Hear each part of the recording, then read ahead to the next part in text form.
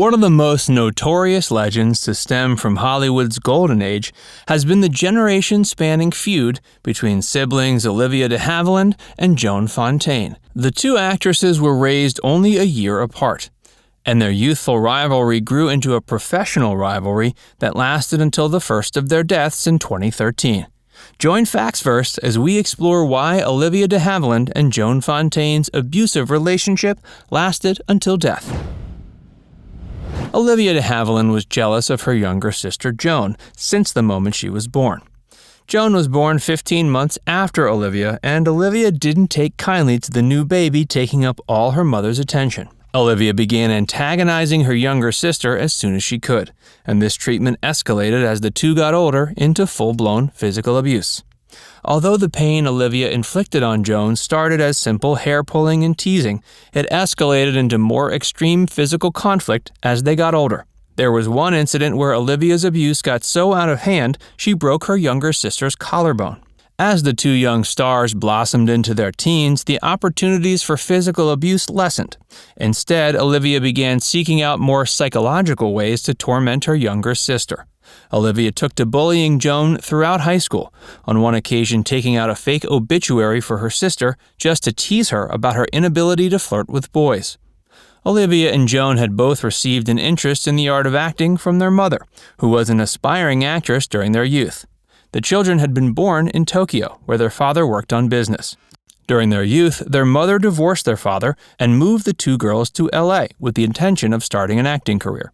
Both young ladies and their mother strived for stardom, but Olivia was the first to attain it. Her acting career started when she was given the task of being Gloria Stewart's understudy in a notable production of Shakespeare's A Midsummer Night's Dream. Gloria, who later became known as the Little Old Lady in James Cameron's Titanic, ended up having to leave the production shortly before its premiere due to a more appetizing film role. Olivia was given her chance to fulfill her promise as Gloria's understudy, and her performance garnered the young actress a great deal of acclaim. Her successful performance on stage resulted in her being cast in the 1935 film adaptation of A Midsummer Night's Dream.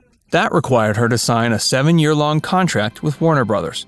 This resulted in further roles for Olivia, including an appearance alongside Errol Flynn in 1938's The Adventure of Robin Hood. Gradually, Olivia became a bigger and bigger name on the marquees. When Olivia became successful, she hired Joan as her chauffeur. This led to Joan meeting a studio employee at Warner Brothers who expressed interest in giving the young actress a career to match her sister's.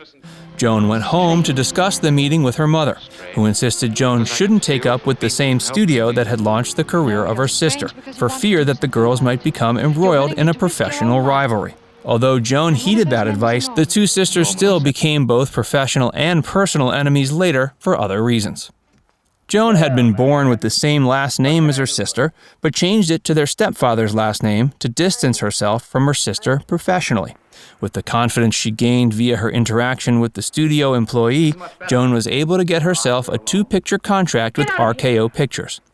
She proudly fulfilled her contractual obligation by starring in the 1937 film Damsels in Distress and the 1939 film Gunga Din. After that, she moved to MGM Studios, taking on a small role in the 1939 film The Women. At the time, director George Cukor was attached to the film that was to become the 1939 adaptation of Gone with the Wind.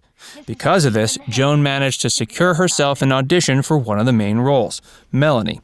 Although Joan didn't get the role, she did offhandedly recommend her sister. Hey, if you're enjoying this video so far, make sure you give it a like, and be sure to subscribe to Facts First if you haven't already. Olivia was entangled in her Warner Brothers contract when she won the part of Melanie in Gone with the Wind.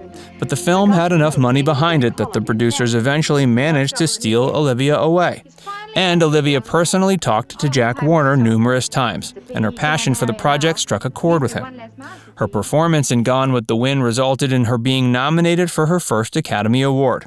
And while she and her sister would subsequently receive more Academy nominations, Olivia got there first. Although Olivia received a Best Supporting Actress nomination for her performance in Gone with the Wind, she ended up losing the award to one of her own co-stars in the film.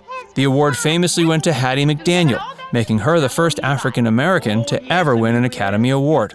You might think Olivia would have been understanding about her own loss given Hattie's historic win, but all she really cared about was her own vanity. She was incredibly upset about the loss, and this only made it much worse when her sister beat her to a win a few years later. Joan had been cast alongside Laurence Olivier in Hitchcock's American directorial debut, the 1940 thriller Rebecca. Both Joan and the film were subsequently nominated for Academy Awards. Though the film won Best Picture, Joan didn't win.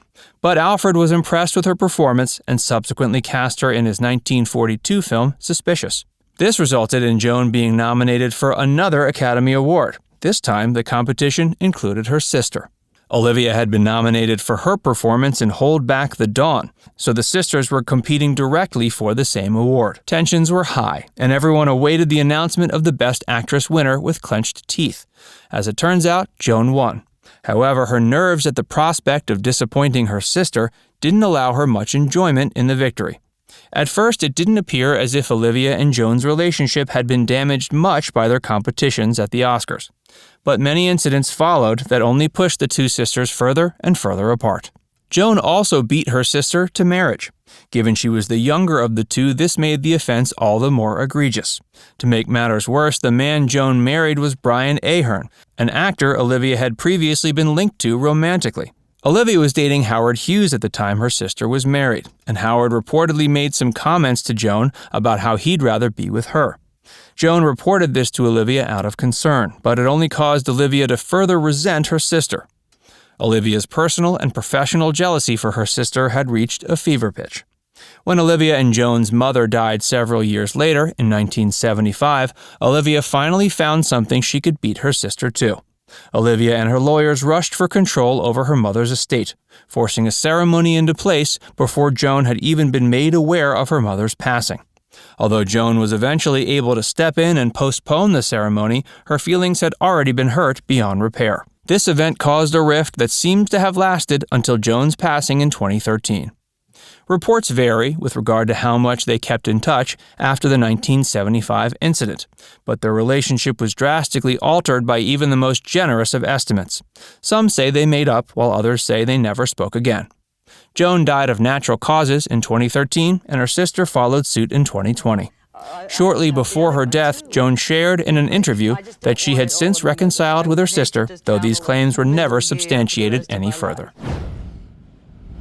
Now it's time to hear from you. Comment down below to share which of these two sisters you think was the most talented, or what your personal favorite of their Golden Age Hollywood roles was.